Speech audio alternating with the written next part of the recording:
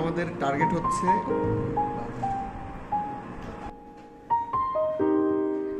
আমরা এখন দেখব যে ডিভাইস থেকে আমরা সরাসরি মাইএসকিউএলে কিভাবে আমাদের ডাটাগুলো নিতে পারি। তো অনেকেই আছে পিএইচপি লারাভেলে কাজ করে অথবা কোঅর্ডিনেটর ফ্রেমওয়ার্কে কাজ করে। তো খুব ইজিয়েস্ট ওয়েতে কিভাবে ডিভাইসের ডাটাটা মাইএসকিউএলে নেওয়া যায় সেটা আমরা দেখব।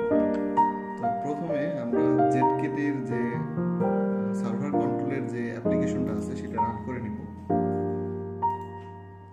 এইটা হচ্ছে আমার অ্যাকচুয়ালি ওদের জেটকেটের বায়োটাইমের সার্ভিস কন্ট্রোলের অপশন। তো এখানে সার্ভিস তিনটা অপশন আছে, সার্ভিস, ডাটাবেস এবং সিস্টেম। তো আমরা যদি ডেটাবেজে আসি, ডেটাবেজে আসার পরে আমাদের এখন কার সাথে কানেক্ট করব? মাইএসকিউএল ডাটাবেস, আমাদের যে লোকাল এই মুহূর্তে মাইএসকিউএল আছে সেটার সাথে কানেক্ট করব। সো বাই ডিফল্ট আপনি যখন ইনস্টল দিবেন তখন দেখা যাচ্ছে পোস্টগ্রেসকিউএল এটা ব্যবহার করবেন, কিন্তু আমাদের টার্গেট হচ্ছে মাইএসকিউএল। তো আমরা এটা মাইএসকিউএল সিলেক্ট করে নিব। তো হোস্টিং নেম হিসেবে আমাদের এটা ডিফল্ট থাকে 127.0.0.1, আর ডাটাবেজের নামটা রুট এবং পাসওয়ার্ড। সো এইখানের কনফিগারেশনটা করতে হলে আপনাকে যেটা করতে হবে যে প্রত্যেকে অর্থাৎ যারা প্রোগ্রামিং এর সাথে যুক্ত তারা এই পিএসপি মাই অ্যাডমিন প্যানেলটার সাথে অবশ্যই সংযুক্ত থাকবেন বা জানবেন। তো এইখানে আপনার ইউজার নেম এবং পাসওয়ার্ডটা সেট করতে হবে। তো আমরা অ্যাজ এ রুট হিসেবে আমরা প্রথমে লগ ইন করি, ডিফল্ট পাসওয়ার্ড, কোনো পাসওয়ার্ড নেই। তো এখানে একটা আমরা ডাটাবেস ক্রিয়েট করব। তো আপনার নিউ থেকে জাস্ট একটা ডাটাবেস ক্রিয়েট করলাম। এখানে একটা ডাটাবেসের যে কোনো একটা নাম দিলাম, জেকে। তো এইখানে আমরা যেটা সেট করব UTF-8 MB4 general CI, just create. তো আমাদের একটা ডাটাবেস অলরেডি জেকে ক্রিয়েট হয়ে গেল। এখন এই ডাটাবেসে আমরা যে কাজটা করব যে তার পাসওয়ার্ডটা সেট করে দেব।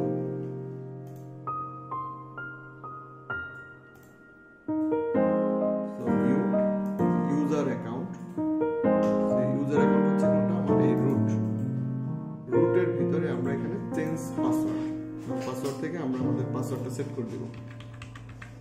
সো 1234 দিলাম, 1234 আপনাদের মতো করে পাসওয়ার্ডটা এখানে দিয়ে নেবেন। ওকে, জাস্ট গো। তার মানে হচ্ছে আবার একবার বলি যে আপনাদের রুটে অর্থাৎ রুটে আসার পর হচ্ছে ইউজার অ্যাকাউন্ট থেকে চেঞ্জ পাসওয়ার্ড এবং পাসওয়ার্ড এসে আপনারা আপনাদের মতো করে পাসওয়ার্ডটা সেট করে নেবেন। এখন যদি আমরা লগ আউট হয়ে আসি তখন কিন্তু আমরা এখানে উইদাউট পাসওয়ার্ড ঢুকতে পারবো না। আমি যদি ট্রাই করি লগ ইন করার, আমার কিন্তু এরকম একটা ইন্টারফেস আসবে অর্থাৎ can not log in. But আমি যদি পাসওয়ার্ড দিই 234, আমি কিন্তু এখন লগ ইন করতে পারবো। ওকে, তো আমাদের অলরেডি ডাটাবেস ক্রিয়েট করা হইলো, রুটের পাসওয়ার্ড সেট করা হইলো। এখন আমরা চলে আসি আমাদের অ্যাপ্লিকেশন, যেখানে আমরা ডাটাটা কানেক্ট করব। তো অলরেডি আমার এখানে বায়োটাইম চলতেছে। সো বায়োটাইম ক্লিক করলে এখন আমরা এখানে কনফিগারটা করব যে মাইএসকিউএল আমরা হোস্ট হিসেবে দিলাম এবং ডাটাবেসের নাম কি দিছি? জেকে। সো জেকেটাই আমরা এখানে দিব, জেকে, এবং ইউজার নেম হচ্ছে রুট, পাসওয়ার্ড স্বরূপ আমরা 1234 দিয়েছিলাম। সো এখানে 1234 রাখলাম। ডিফল্ট পোর্ট 3306, এটা লোকাল হোস্টের ডিফল্ট পোর্ট। এই পোর্টটা কোথায় পাবো? আমাদের কিন্তু এই যে সার্ভারে গেলে এখানে আমরা দেখতে পাচ্ছি যে 3306। সো এইটাই কিন্তু সেম 3306। ফাইন, আমরা এখানে কানেক্ট টেস্ট। তো দেখতে পাচ্ছি স্টার্ট কানেক্ট টেক্সট সাকসেসফুলি, আমাকে সাকসেসফুল মেসেজ দিবে। যদি কোনো কারণে আপনার কোনো কনফিগারেশন ভুল হয় এখানে আমরা এররটা দেখতে পাবো।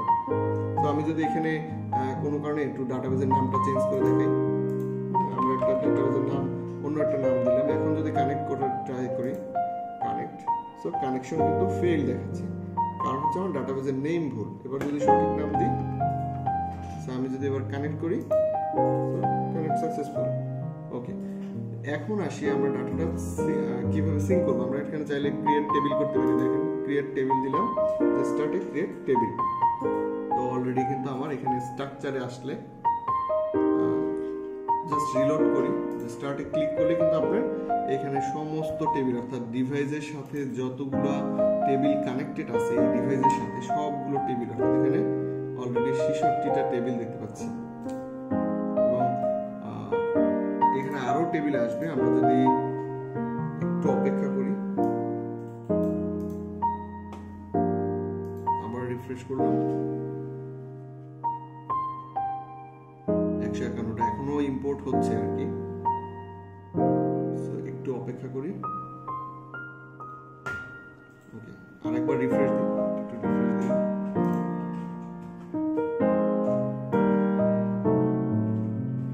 সো ফাইনালি আমরা 186 আমরা দেখতে পাচ্ছি টেবিল। তো আমার এখান থেকেও কিন্তু তো অলরেডি মাইএসকিউএলে আমরা এখানে সুন্দরভাবে যে টেবিল ক্রিয়েটেড সাকসেসফুল আমাকে মেসেজ দেখাচ্ছে। তো ফাইনালি আমরা কিন্তু এখানে, তো আমরা যদি এমপ্লয়ি টেবিলে যাই, একটু ডেটাবেসের একটু দেখি যে অ্যাটেন্ডেন্স অথবা এমপ্লয়ি টেবিল,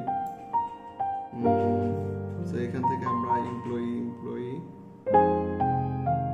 ইর সেকশনে মেবি আছে, এই যে অ্যাড এমপ্লয়ি।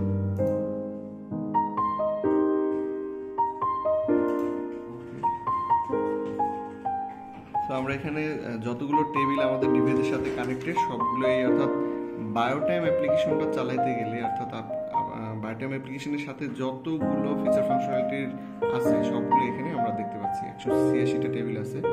তো এরপরে আমরা এই ডিভাইস থেকে খুব সহজেই, অর্থাৎ আমাদের মাইএসকিউএলে আমরা ডেটাটা নিতে পারবো, এবং এইটা যদি আপনি সার্ভারে রেখেও কাজ করেন, ফাইনালি আপনি আপনার এপিআই এর মাধ্যমে ডাটাটা ডিভাইস থেকে সরাসরি আপনার ওয়েব সার্ভারে পাঠাতে পারবেন।